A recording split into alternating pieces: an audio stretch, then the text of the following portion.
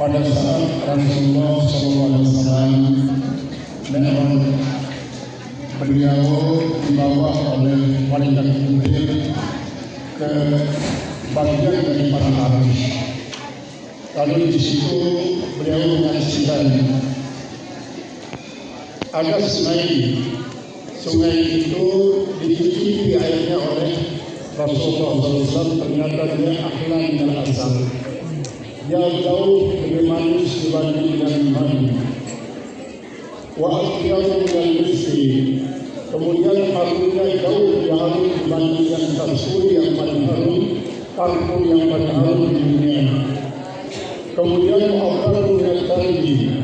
Lalu senyumnya itu jauh lebih sejuk daripada esan-esan paling sejuk di bumi.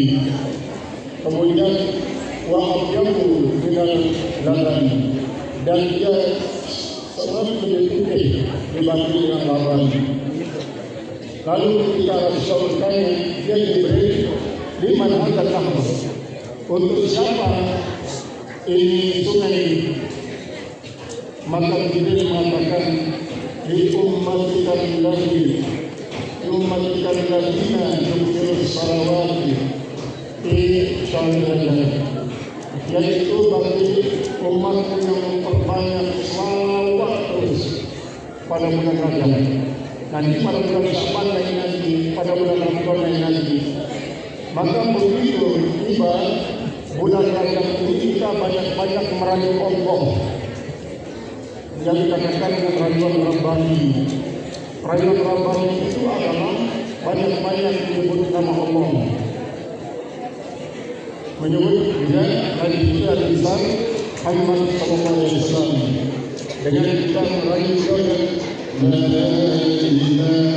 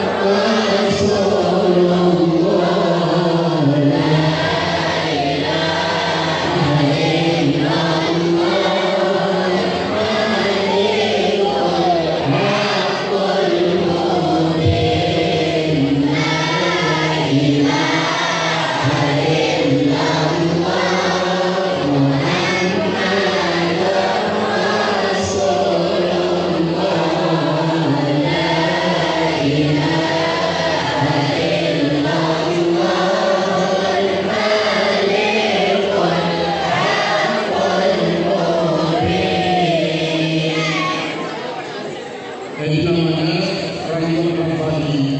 Kenapa? Karena bulan Rajab adalah Syahrullah, bulan Allah. Bulan yang menjadi bulan besar, dan kita hamba Allah ini untuk banyak zikrullah.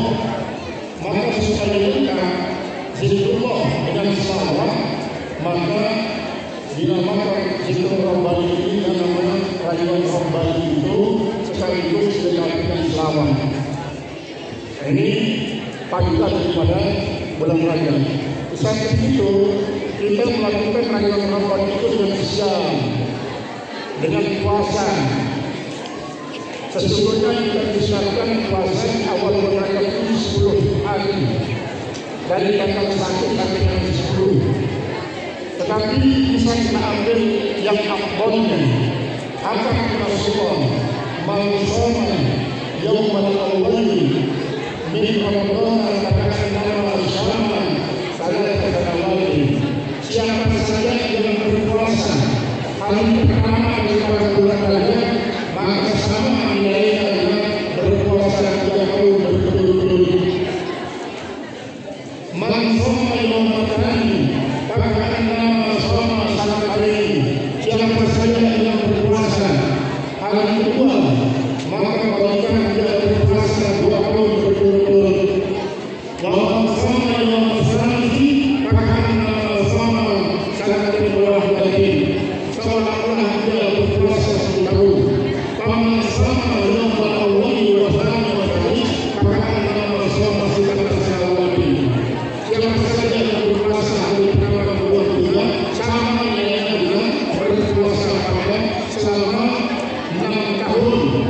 Berarti orang yang berpuasa pada hari ini bagian bertambah pada umurnya 6 tahun, sehingga nanti misalnya kalau kita takdirkan berusia 6 tahun atau 60 tahun atau 100 tahun, berarti sama dengan orang yang berusia 600 tahun.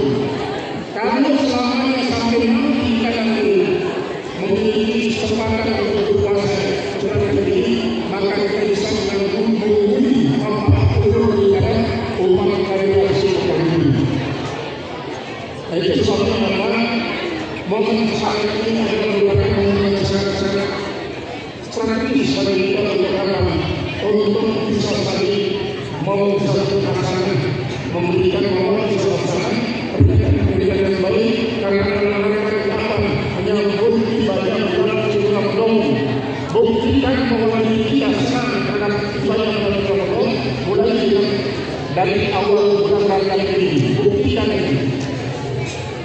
Benarkah kita paris? Karena itu hadis yang disebutkan oleh man qadha yaqulu Ramadan ar-Ramadan yasulu lana. Siapa saja yang bisa pada bulan Ramadan, Allah akan mengharamkan jasanya dari masyarakat. Seandainya hadis ini kan hadis palsu sekalipun, tetapi apa? Karena sudah dikasrati makalah di dalam ulama, karena banyak ulama-ulama yang menyampaikannya, maka agama sahih dari Rasulullah SAW. Seolah-olah dia sahih daripada Rasulullah. Kenapa? Karena memang melihat daripada fadilah bulan Ramadan itu yang kita tunjukkan kandungannya sejak masih bulan Rajab. Nah itu buktikan bahwa Islam terhadap ibadah bulan Ramadan itu dengan banyak-banyak melakukan amaliyah pada bulan yang kita ini, Rajab, Sya'ban, kemudian Ramadan. Kita kembali kepada majmu' rasa ibadah atau majmu' salasa ini. Sesungguhnya dia adalah merupakan penjelasan singkat daripada apa? Daripada hadis yang disebut oleh para ulama hadis selama ummul ahadits, induk hadis-hadis. Karena Al-Quran punya ummul Quran, yaitu tulisan Al-Fatihah, maka hadis yang terurai di dalam majmu' salasa ini adalah merupakan ummul ahadits, induk para hadis. Karena apa? Dia bertanya tentang sesungguhnya 3 hal ya, walau 4 dengan asratus sa'ah. Pertama, Jibril bertanya tentang Islam. Rasul menjawab. Ketika selesai menjawab tentang Islam yang ditanyakan itu, Jibril mengatakan sadaqta, benar kau ini. Ketika beliau bertanya tentang iman, dijawab oleh Rasulullah, di dalam iman ini itu ada rukun yang kelima adalah antu'mina bil yaumil akhir. Kau beriman dengan hari kemudian. Nah ini adalah termasuk nanti kaitannya dengan asratus sa'ah itu. Kemudian begitu jauh oleh Rasulullah, Jibril mengatakan sadaqta, benar kau. Lalu dia bertanya lagi tentang ihsan. Coba kau ceritakan aku tentang ihsan. Maka Rasulullah pun menjawab dengan anta abdullah ka'annaka tarahu wa illam takun tarahu fa innahu yarahu. Itu sebenarnya juga ini. Lalu ketika Rasulullah menyampaikan tafsir di ihsan, ceritakan saya tentang hari kiamat. Pada saat itu Rasulullah tidak menjawab, tapi justru memberikan pernyataan. Mal mas'ulu an hadhihi al-amr as-sahih. Bukan orang yang ditanya tentang hari kiamat itu lebih ahli daripada orang yang bertanya. Tapi dia tidak langsung mengatakan memberikan atau tidak langsung memberitahukan kepada Nabi Muhammad SAW. Dia tanya lagi, akhbirni an amaratiha. Coba kau kasih tahu saya tentang tanda-tandanya. Ya, tanda-tandanya inilah yang disebutkan asratus sa'ah. Yang sebagian daripada ulama langsung mengatakan bahwa salah satu daripada rukun iman itu katakan rukun iman itu adalah al-tu'mina bi asratus sa'ah. Al-tu'mina bi asratus sa'ah. Jadi bahwa kau beriman dengan adanya tanda-tanda hari kiamat. Ini kata-kata tanda hari kiamat itu adalah termasuk ayat mursal. Mengikat mengatakan bagaimana dulu ketika Islam itu menyatakan berarti yang berkata itu ada. Kenapa? Karena dia dulu adalah madlum dalam ilmu itu, dalam bicara dalam istilah ilmu itu ada dalam madlum dan akala dalam madlum itu namanya istilah. Istilah itu yang mencari sesuatu yang jauh. Kenapa? Karena kalau jauh itu di dalam itu adalah makhluk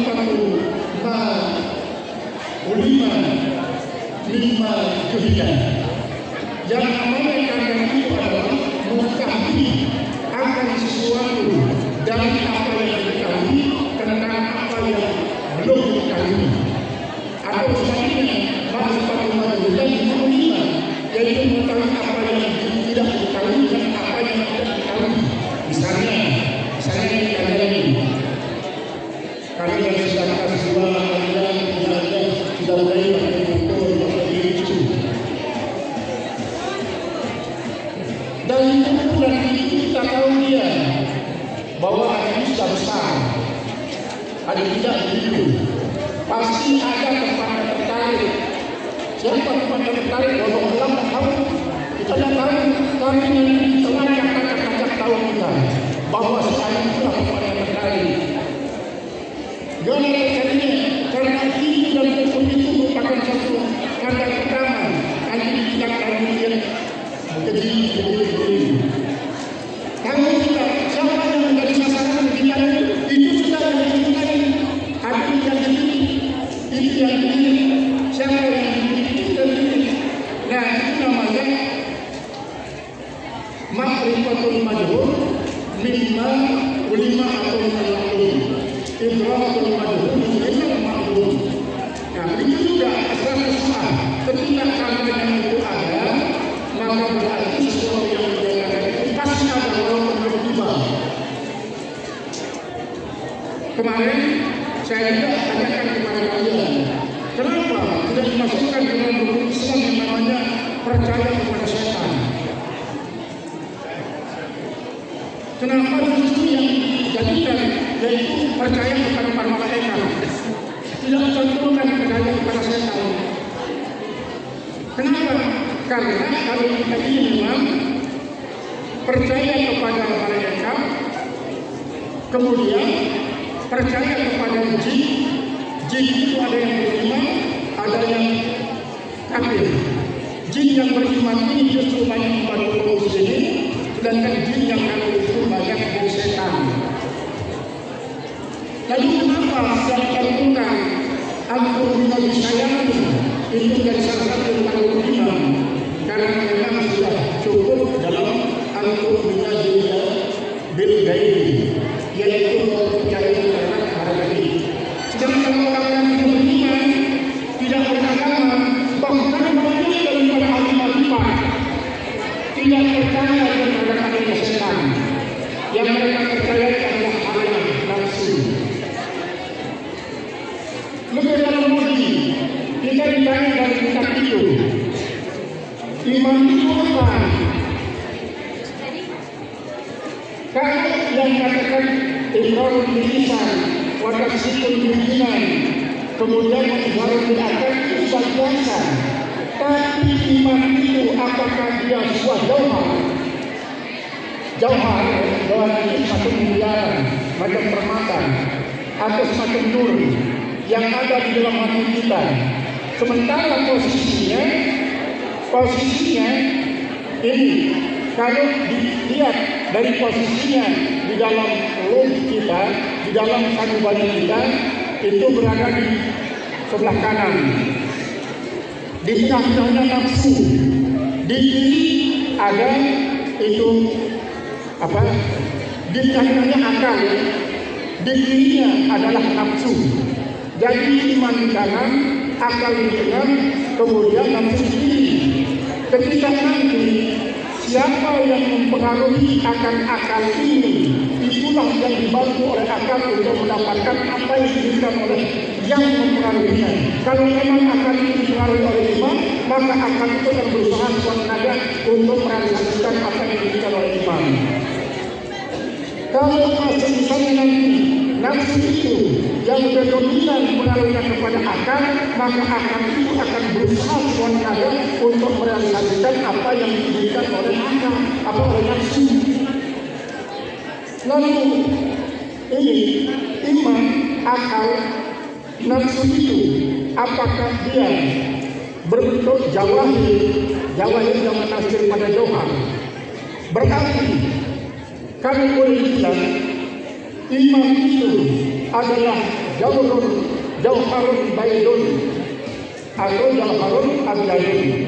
Sedangkan akal adalah jauharun bainal abyadi wal aswadi. Sedangkan nafsu itu jauharun aswadun. Itu bedanya. Jadi iman itu adalah permata yang berwarna putih. Sedangkan kalau akal itu adalah permata yang berwarna hitam dan putih. Sedangkan nafsu itu adalah permata yang berwarna hitam. Ini adalah sosok daripada benda yang namanya akal. Kalau itu ikrarul lisan wa bikun pimpinan wajibul akad definisinya sama dengan manusia. Manusia itu hayawan nanti, tapi mana yang namanya manusia kita ini? Kita memang kadang-kadang seperti itu. Kita terus berbicara tentang definisi iman, tapi tidak tahu kita apa sosok iman, apa sosok daripada itu akal, apa sosok daripada nafsu.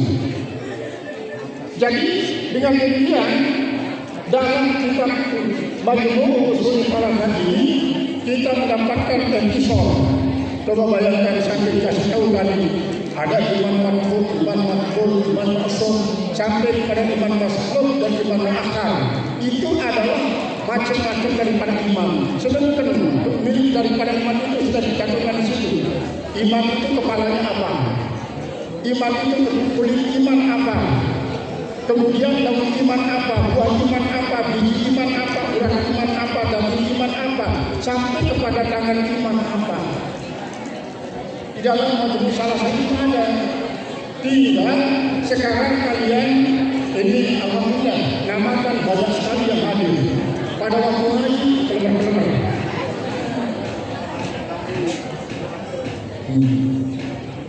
Tapi syukurlah, berarti kalian masih punya kemauan untuk mendapat apa barakah daripada apa yang kalian lakukan kepada teman-teman kalian.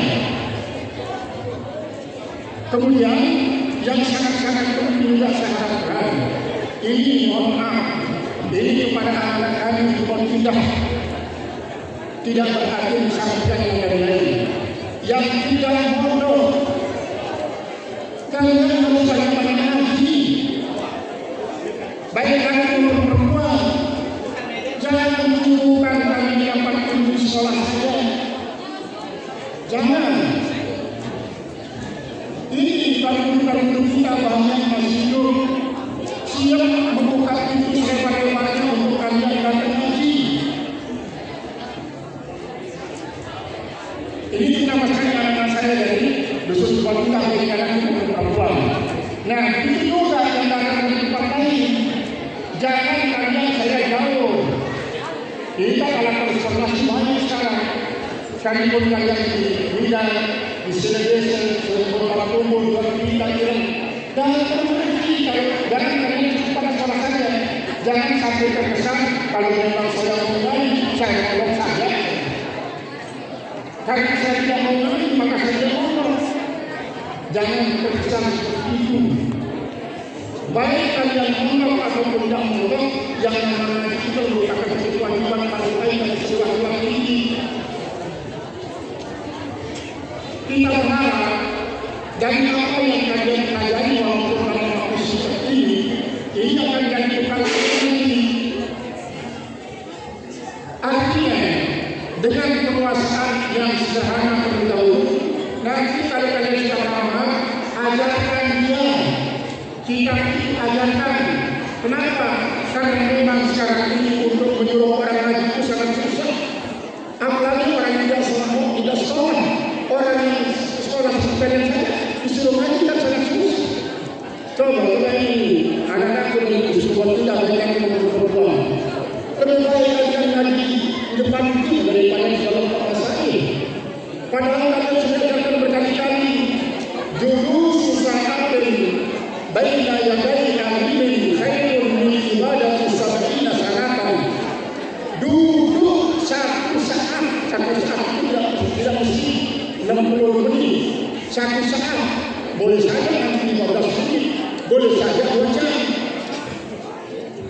Di hadapan seorang ahli itu lebih afdal daripada beribadah sunat selama 70 tahun. Waktu riwayatkan sini sanatan 60 tahun. Lalu kalau kalian duduk di hadapan ini, maka kalian sampai berjam-jam apa yang kalian dapatkan?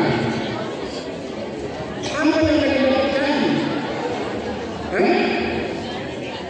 Dan justru itu akan mempengaruhi intelijensi kalian akan menjadi semakin mudah. Sementara orang saling bermaju dalam prestasi pada sekarang ini, kalian mempengaruhi oleh diri terus sampai semalam untuk tidak pernah tidur hanya menonton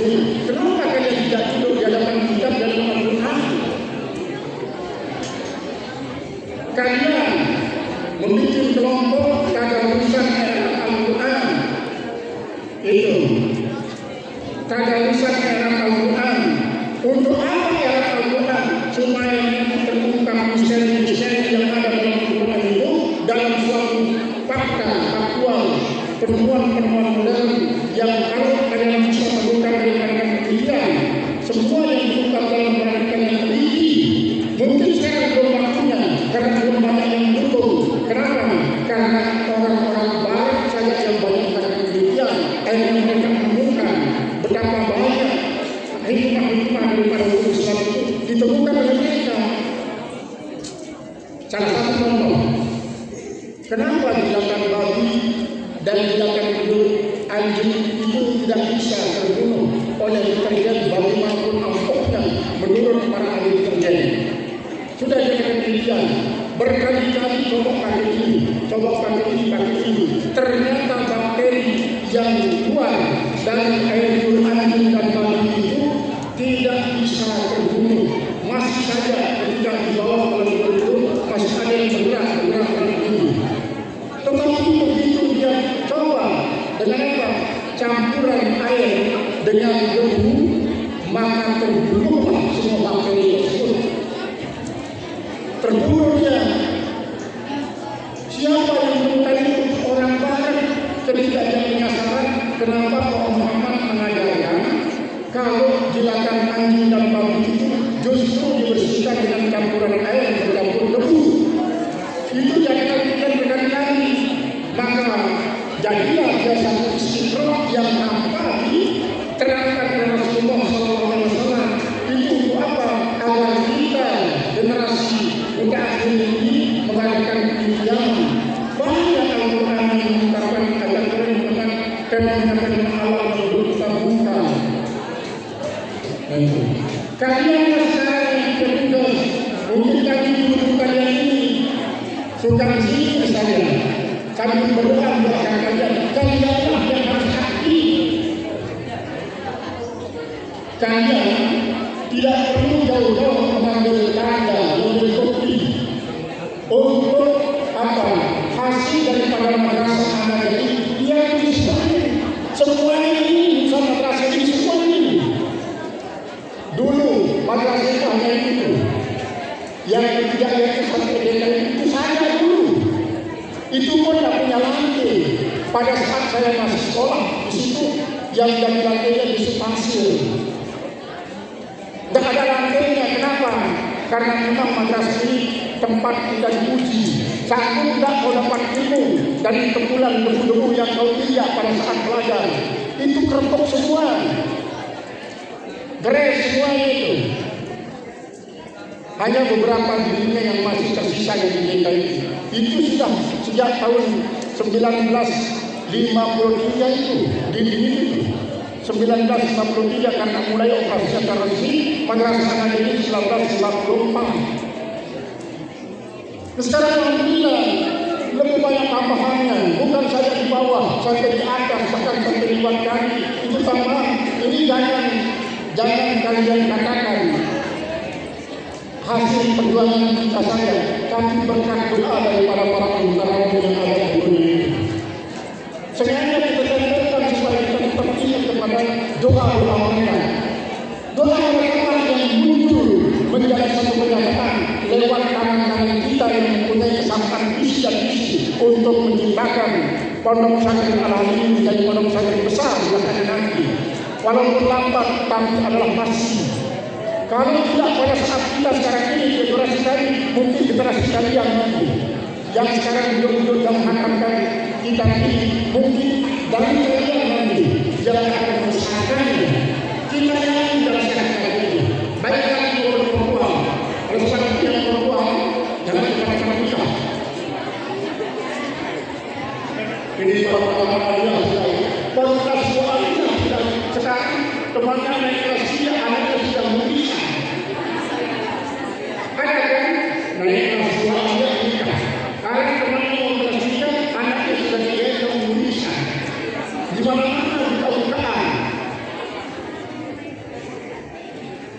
Kalian harus berjuang untuk apa?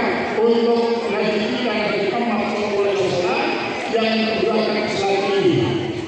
Nah ini adalah dengan ulasan yang singkat tentang apa yang sudah diuraikan di dalam kitab Majmu' tersebut, memang tidak kecil tapi sangat penting.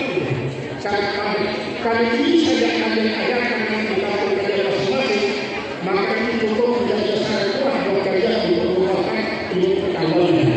Tapi jangan pernah berhenti lagi. Jangan begitu kalian tamat lalu kitab kalian ditaruh di atas sempurna, akhirnya jadi kitab pengenapan dengan asas-asas gas yang didapatkan daripada kompornya.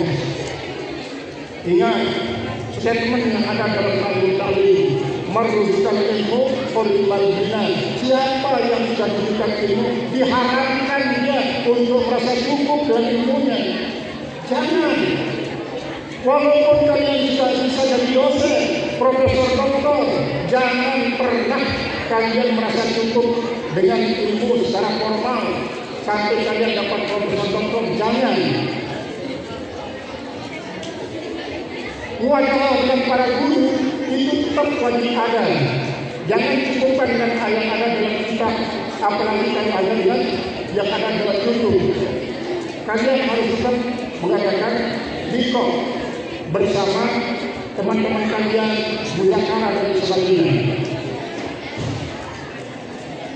Jadi mudah-mudahan apa yang kita tamatkan selama beberapa hari ya, selama hari ditakdirkan oleh Allah SWT menjadi ilmu yang barakah. Begitu juga yang kebetulan tidak hadir karena ngantok-ngantok terus. Sekarang ini hadir di mahkamah supaya dapat keberkatan juga. Walaupun tidak bawa kitab, tidak bawa apa-apa, supaya dapat keberkatan. Yang penting kalian nanti kalian katakan tajil itu ketika saya tidak dari kalian. Kita awali pertama dengan syahadat, kemudian dengan selawat, istighfar, kemudian kita baca Rabbul kita bangun selanjutnya. Baru setelah itu saya katakan jastu lakum hadzal kitab, kalian mengatakan tajil itu ya. Ayo kita baca dulu serta Alhamdulillah.